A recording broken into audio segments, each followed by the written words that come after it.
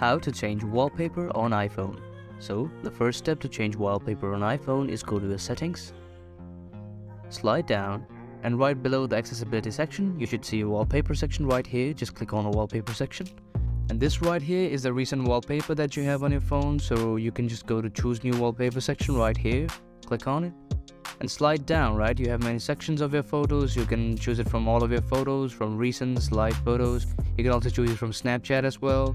And there are also some ready-made wallpapers for iPhone. Here you can see dynamic, right? So these wallpapers just move around, creating an effect for your screen. And you can also choose like these wallpapers as well.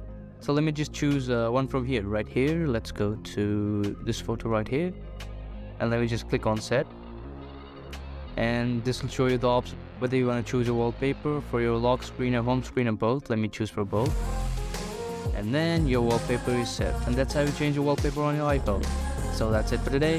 Thank you very much.